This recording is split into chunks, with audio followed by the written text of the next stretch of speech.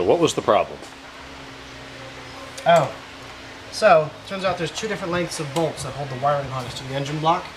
There's a length for down here, underneath the upper and lower plenums that hold the fuel rails to the cylinder heads.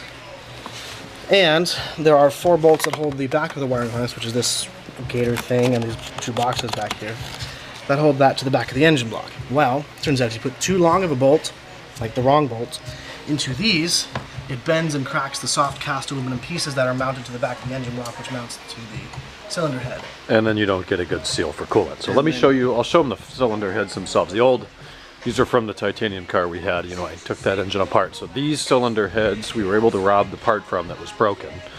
Right on the back end of the cylinder head, here's one in place. It's got this cover.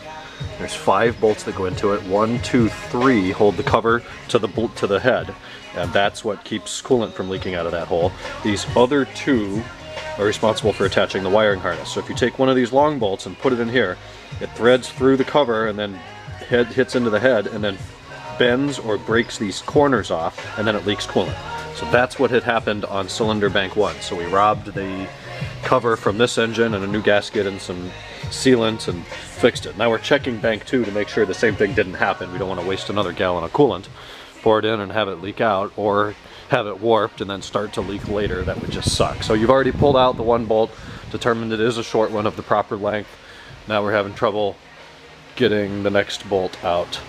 You were having trouble. Yeah, it's just super freaking tight. Yeah, there's a shit ton of stuff. Sorry. There's just nothing you can see. There's a bleep ton of stuff going on. You good. So there's this water line which goes into the heater core. There's this one which goes to the heater control valve around the corner. There's the wiring for the cam position sensors. That's the cam position sensors themselves. All of which is fighting for the same 10 cubic inches of space. Yeah. Can we just talk? Can we just talk? Talk about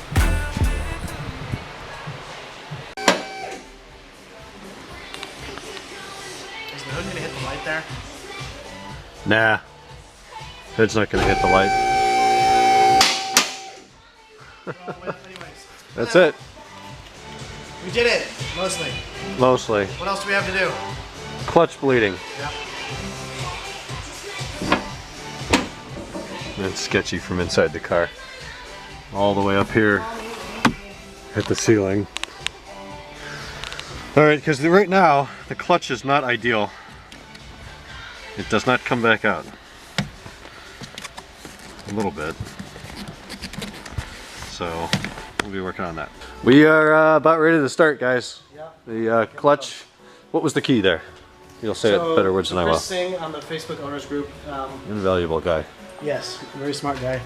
Said, oh, it's really easy. Take it off and then rotate it so that the line is up and that this is the highest point on the slave cylinder, and compress it back and forth a few times. And that did it. And that did it. Literally right after he did that, the clutch felt normal. Yeah, felt normal.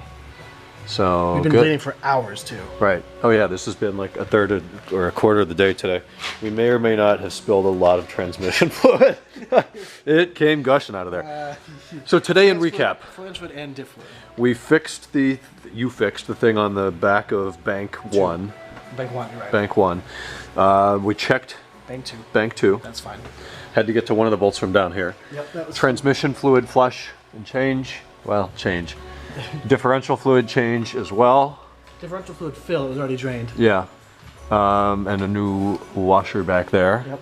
We're not putting any of the underpan stuff on yet, just see because we leaks. want to check for leaks and whatnot. Oh This is yeah. covered in trans fluid. Yeah, I was We touching got trans that. fluid everywhere. Well, it blew up. And we were also pressure washing the underside of the car with it because the motive bleeder thing fell off. It's under pressure, yeah. So the wheels are torqued on. We haven't checked tire pressures. All the fluids are full. The hood is out of service position. We scanned for codes, found out that one of the Vanos banks wasn't connected. I misconnected Vanos bank on So bank we, 2, driver's side. we fixed that. Fixed that. Yes. We got to fix that. You have the Fix piece. that. I We're gotta just get going epoxy. to glue it until Glue you it get a back new until I bumper. get a new bumper. New fog lights are in, projector fogs. I like the way they look. So you can see my bumper is in pristine condition. There's a crack here. And If you look closely, you can just make out some stone chips. This bumper is stoned. Yeah, the bumper is stoned. Is that a crack? Yeah. There's a crack there too. The battery light's going to start flashing soon, so I will save the battery for the key turning. Dry crank, no fuel pressure relay, or no fuel pump relay.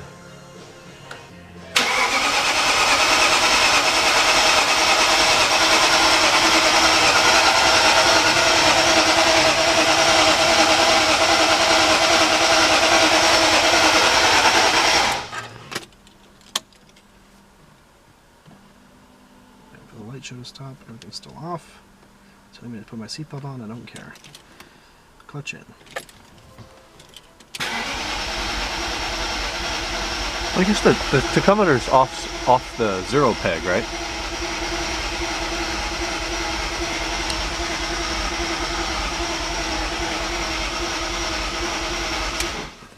Okay, let's check the oil level, see if it ingested some oil.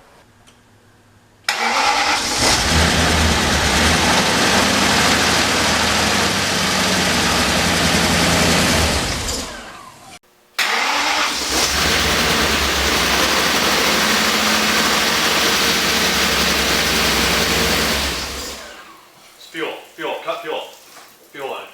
Shit. Whoa. It ran! It runs. And then when the fuel line popped off, it stalled. Yeah, as expected. It was exciting. That's going to be a great video clip. Hey, it runs! Fuel, turn it off! I saw shit coming out, it's like, okay, where is that? That's fuel. Alright, turn it off. Okay, here we go.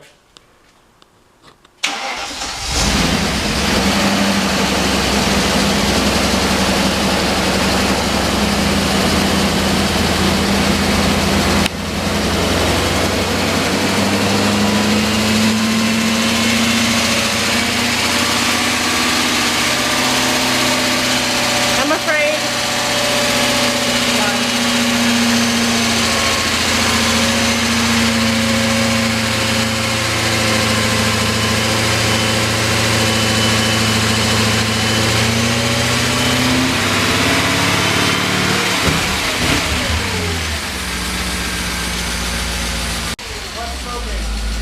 Turn it off.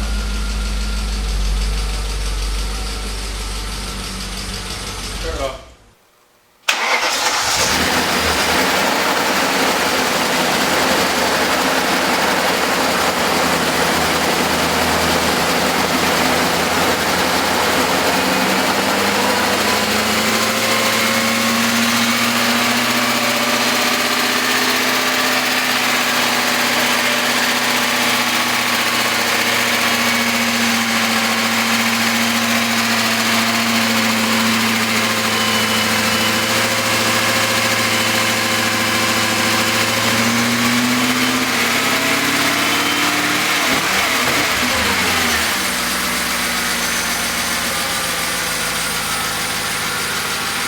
Sounds like an S62 with some lifter tank, huh? You successfully rebuilt, so far, an S62. Congratulations! Hell yeah! Some lifter noise.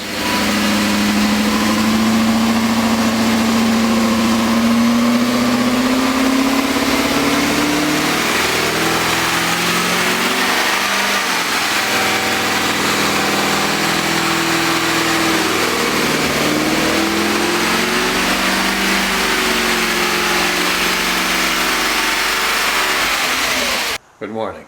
It's after midnight. I'm back home. Long day up at the shop today. We got a lot done.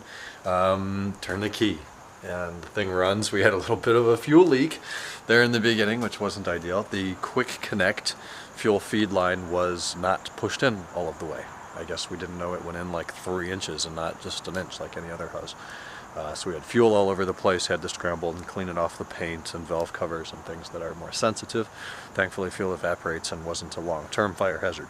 We were prepared with fire extinguishers and the door open and kind of some of that in place, knowing that first time an engine starts, especially when you're when it's somebody's time, their first time building an engine, you never know what's going to happen. But we recovered well. Put the hose back on, kept checking fluids, checked for codes, got the thing running. Didn't let it run well.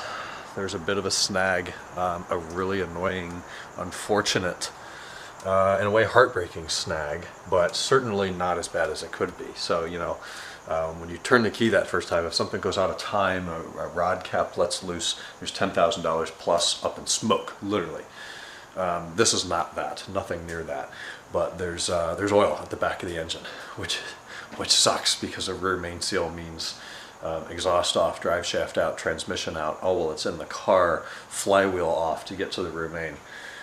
So we'll see next weekend what we're gonna need to do with that to make things right, but it'll happen. So we're close. I spent the whole weekend up there. Megan was in Vegas. My dad, he's back now. The E60's out there. But my feet really hurt. Been on my feet all day. I smell like tons of chemicals and fuel and all that. So I'm gonna get cleaned up. I'm gonna get a little bit of work done. Tomorrow, my sister comes into town for a little bit. She just graduated college. Be sure to wish her a congratulations down in the comments below. I'm sure that she'll never see it, but hey, the pop that counts. And I'll talk to you tomorrow. Good night.